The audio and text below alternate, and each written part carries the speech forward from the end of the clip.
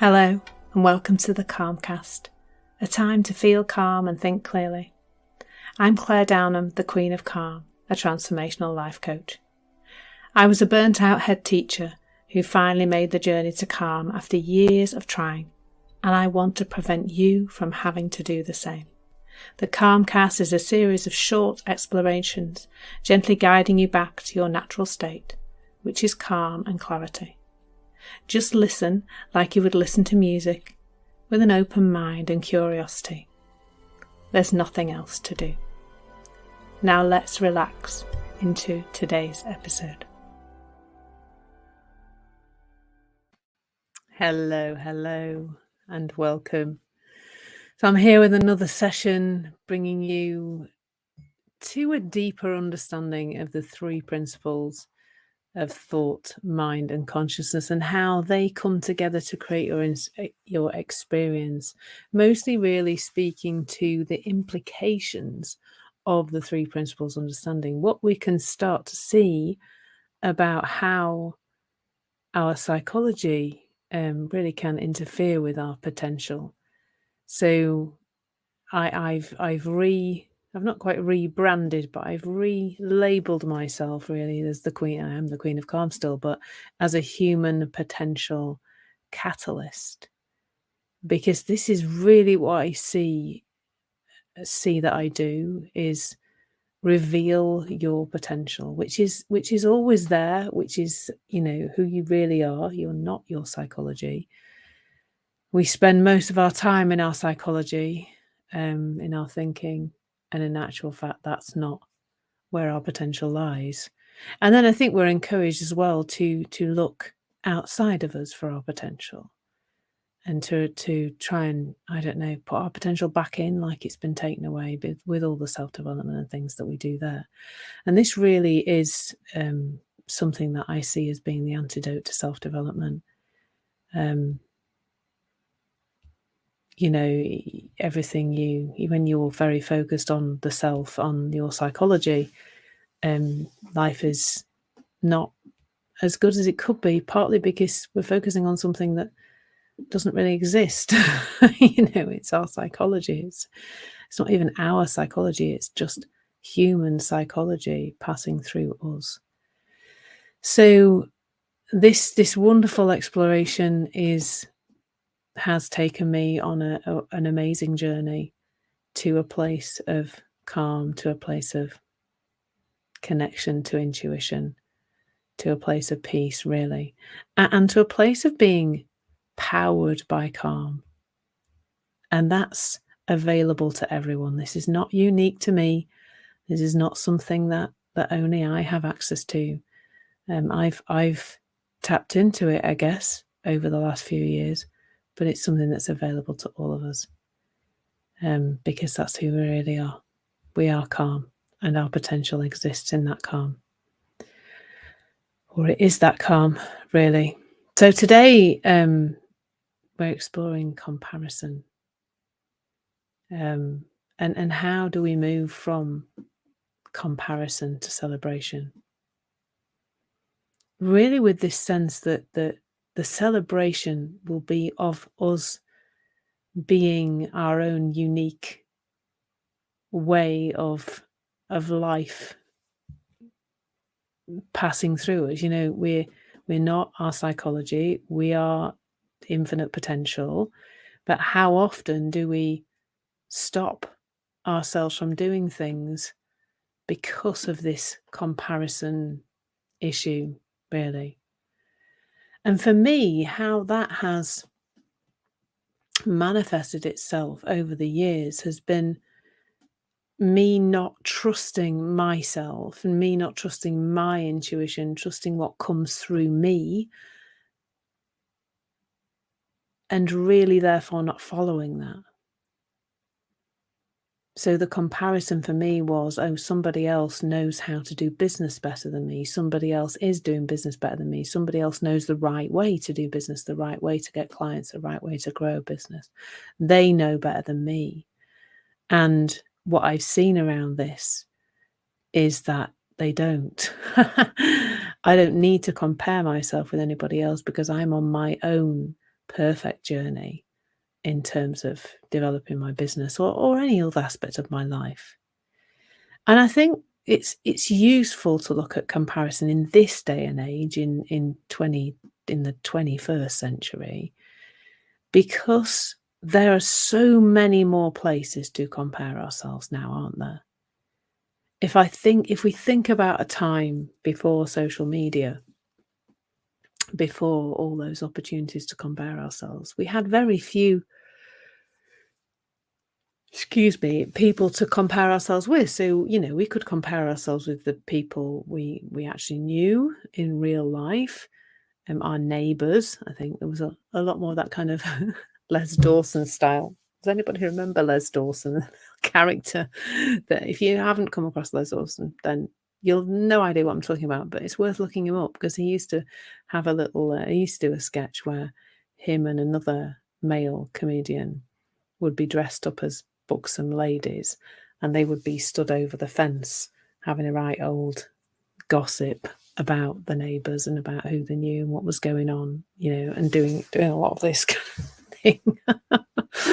And it was very funny, and that was a place where we could compare, wasn't it?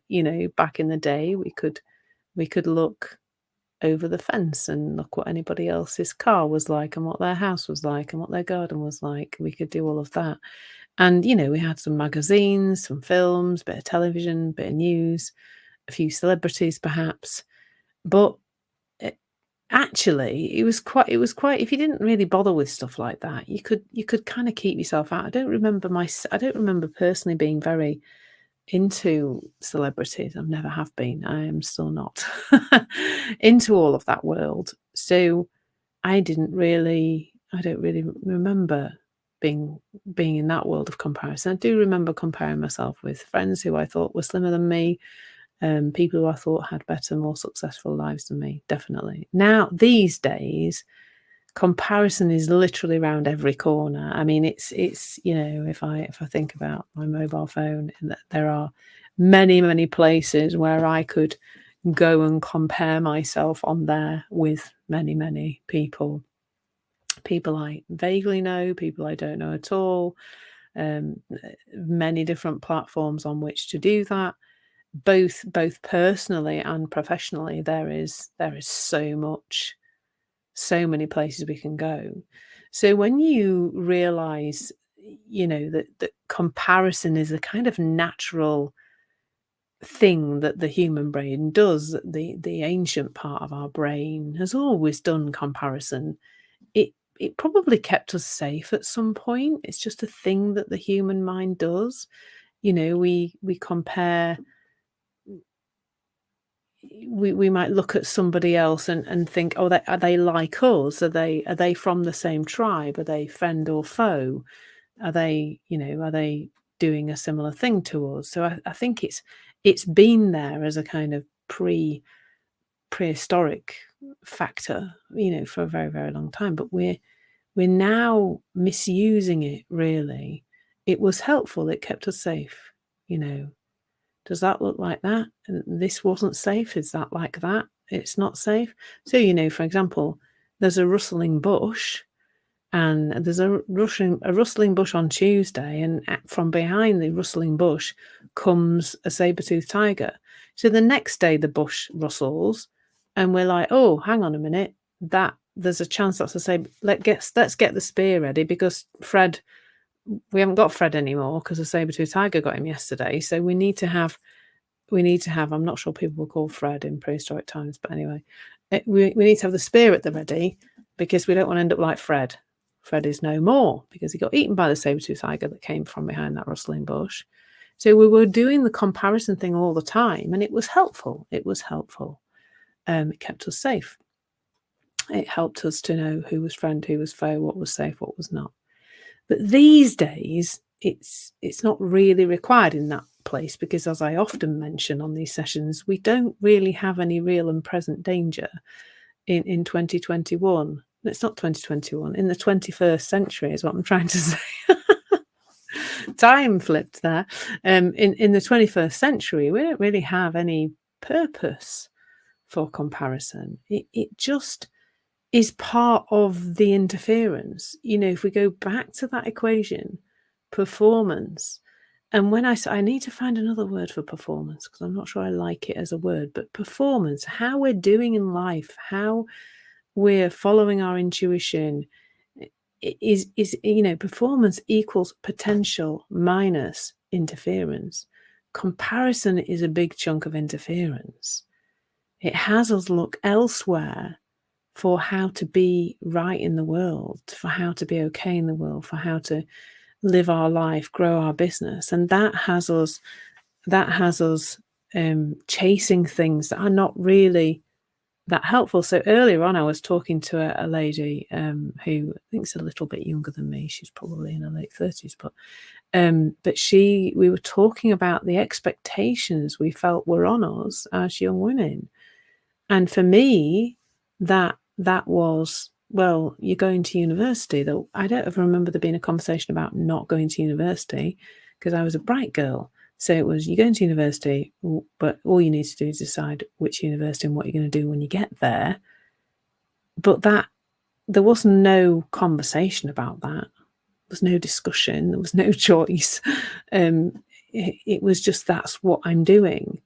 And me and this lady talked a little bit as well about how we, that the expectation and the comparison that our families were doing. If everybody else on our street was going to university, everybody else in our social group was going to university, then if I didn't go to university, that would be, hang on a minute, you can't really do that because we're doing this comparison thing all the time. We think our lives have to be like other people's lives. And it is taking us away. It's interference. It's taking us away from our own true potential, which is infinite. It's just yet more noise in the system and can become really exhausting and definitely stops us from following our heart, our soul, following what we're passionate about, following the love that we feel for something, because we think our life's supposed to look like somebody else's and we're trying to make it look like somebody else's. And of course, it creates an awful lot of unhappiness around lack and us thinking that we're not good enough because we're not doing what everybody else, or we've not created what everybody else has created. So it really does get in the way, and really all we need is the awareness that it's getting in the way. If we start to see it in the moment, there's one of those comparison thoughts, I don't need to actually engage with that. I can let it go and I can follow what I feel is good. And you'll know, because as usual, I'm going to tell you, the comparison thoughts feel icky because they're lies. That's why they feel icky. They hold you back. You feel, like somebody sat on your chest really, and you're not moving forward and following your heart. And that's how you know. That's how you know that you're following your psychology, that old created habitual thinking, and not your intuition. It's that simple. So hopefully you're having a great day, and you're going to have a great day, and you're not falling into the trap of comparison, but celebrating your potential, what you can give to the world, because we need, as a world, we need more people like you sharing your passion. So lots of love. Take care. Thank you so much for listening. There's nothing to do now but bring some awareness to how this is working out in your life. Listen regularly to experience longer and longer periods of calm. This has been the Calmcast with Clare Downham, Queen of Calm. Take care and keep listening.